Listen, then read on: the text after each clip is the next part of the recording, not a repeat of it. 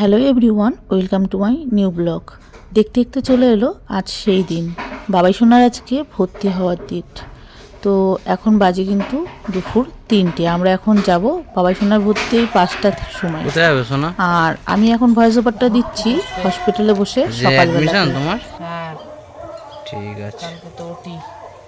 ঠিক আছে।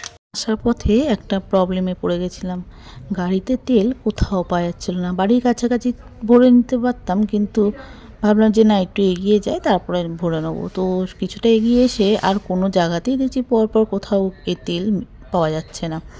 অ্যাকচুয়ালি গাড়িতে লাগবে ডিজেল, সেই ডিজেল একদমই পাওয়া যাচ্ছে না। দিয়ে আমরা তো খুবই টেনশনে পড়ে গেছিলাম।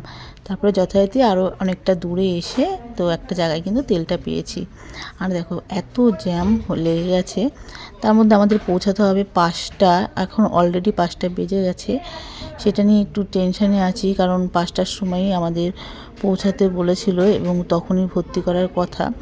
তো আমাদের অলরেডি কিন্তু 5:30 বেজে গেছে। তাই বাবাই শুনে এখানে বলছে, মা অনেকটা দেরি হয়ে গেল, সন্ধে হয়ে যাচ্ছে।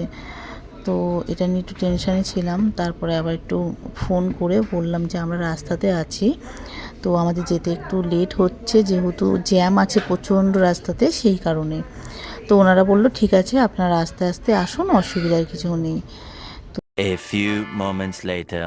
আমরা প্রায় পৌঁছেই গেছি, আর এখন মোটামুটি আর 2 মিনিট মতো লাগবে।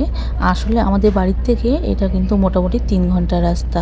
তো ফাইনালি আমরা পৌঁছে গেছি। আর এই যে বাবাই সোনা তো খুবই টায়ার্ড, ঘুম এসে গেছে বলতে গেলে। তো এখন বাবাই সোনাকে আমরা ভর্তি করাবো। তো আশেপাশেটা একটু ঘুরে নিচ্ছি, তারপরে কিন্তু সোনা বাবাকে এখন ভর্তি করাবো। তো এখন মোটামুটি 2-3 দিন থাকতে হবে।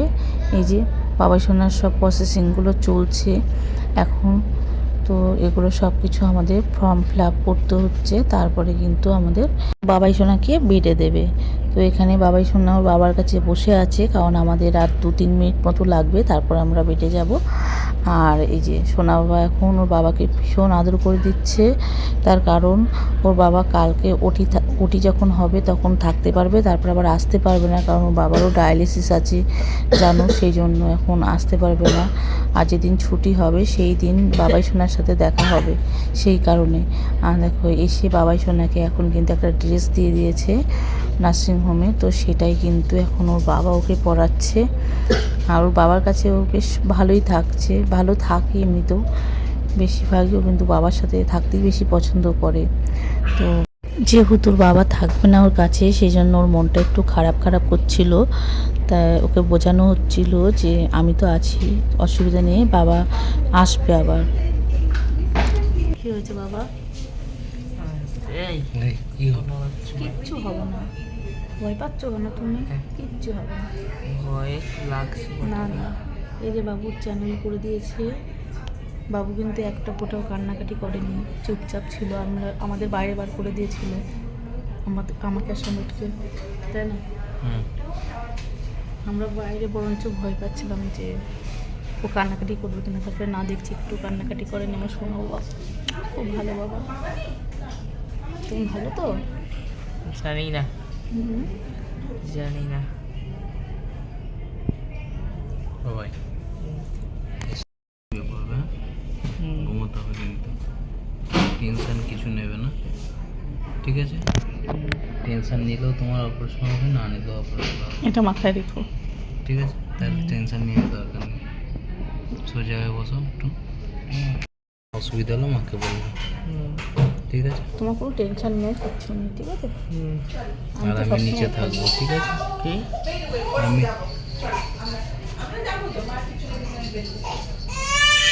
আমি নিচে থাকবো, হ্যাঁ শোনো, ঠিক আছে, অসুবিধা হলে আমাকে ফোন করবো, আমি চলে আসবো। শোনা বাবা, আপনার নাড়াও কোনো অসুবিধা নেই, যাতে এটা ঠোকানো লাগবে, ঠিক আছে?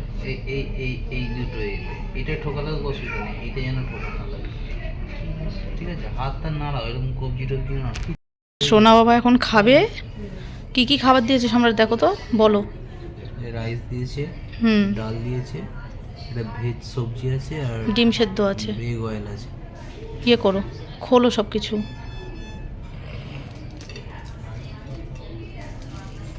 এখন আমার সোনা বাবাকে খাইয়ে দেবো, তাই না? খাবে তো তুমি? হ্যাঁ সোনা এখন খেয়ে নেবে, একটু তাড়াতাড়ি খেয়ে নিচ্ছে আজকে, কারণ তাড়াতাড়ি একটু ঘুমোবে তার জন্য, তাই তো? কি হলো, মুখে হাসি নেই কেন? অত টেনশন কিসের তোমার? আর ওখানে আছে আমার খাবার ঢাকা দেওয়া, ওটা আমি একটু পরে খাবো। এই যে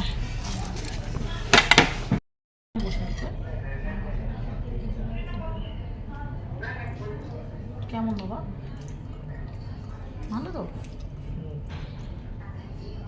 কি প্রবলেম বলো, কি প্রবলেম হচ্ছে? বাড়ির মতো খাবার পাচ্ছে না তাই প্রবলেম হচ্ছে।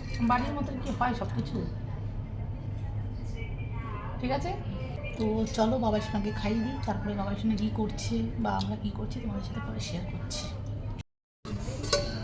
তো এটা হচ্ছে আমার খাবার, কী দিয়েছে, ভাত,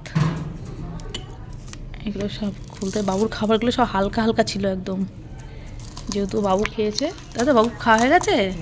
কেমন লাগলো? ভালো। ভালো। বাবুর খাবারগুলো একটু হালকা হালকা লাইট লাইট, আর আমারগুলো একটু মশলা আছে। এই যে ডিমের কারি, সম্রাট দেখো সব কিছু খুলে টুলে দিয়ে যাচ্ছে, খাইয়ে দাইয়ে গিয়ে তারপরে নিচে চলে যাবে। এখনও থাকতে পারবে কিন্তু রাত্রেবেলায় থাকতে পারবে না, তাই না? ওকেও আমি আমার থেকে 2 চামচ খাইয়ে দেবো।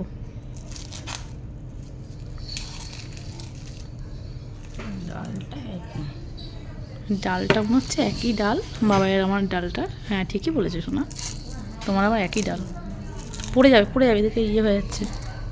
ডালের টেস্ট মোটামুটি একই।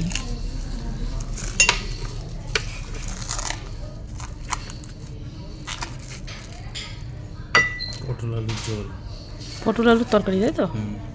কিন্তু একটু মনে হচ্ছে বাবুরটা, ও না বাবুরটা মুগের ডাল দিয়েছিল। ভাত ভেঙে না, আমারটা কিন্তু ভালো ডাল, মুসুরির ডাল।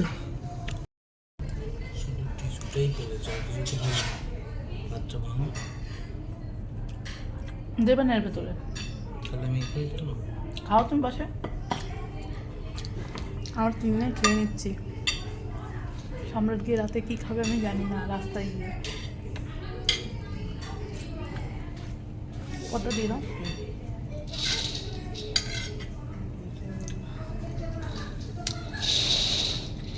দেখায় ওদিকে মশলাটা একদম টেস্ট আছে, আমাদের কিন্তু টেস্টফুল রান্নাগুলো অনেক, কিন্তু বাবাইয়ের খাবারটা একটু কম টেস্ট। চলো আমাদের খাওয়া দাওয়া কমপ্লিট। সোনা বাবা শুয়ে পড়েছে, এই যে সোনা বাবা, আমি সোনা বাবার পাশেই শুয়ে পড়েছি। এখন আমরা দুজন একসাথে ঘুমাবো, তাই তো বাবা? ঘুমাবো তো একসাথে।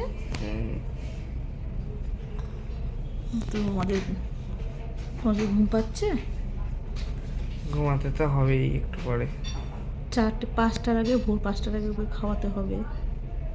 তো সকালবেলা 5টার আগে খাইয়ে দেবো, তারপরে কিছু খেতে পারবে না, বুঝেছো?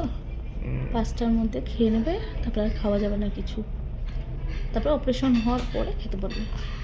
মানে কি খেতে পারবো না, জল টল কিছু না? জল খেতে পারবে, ঠিক আছে? 5টার আগে বিস্কুট টিস্কুট খাই দেবো। হ্যাঁ চলো সবাইকে একটু গুড নাইট বলো। গুড নাইট সবাইকে, খুব ভালো থাকো তোমরা খুব সবাই, ভালো থেকো, আর সবাই আশীর্বাদ করো যেন আমি সুস্থ হয়ে যেতে পারি, আর আমি যেন ভালো হয়ে যাই। তোমরা ঠাকুরের কাছে একটু প্রার্থনা করো। চলো গুড নাইট।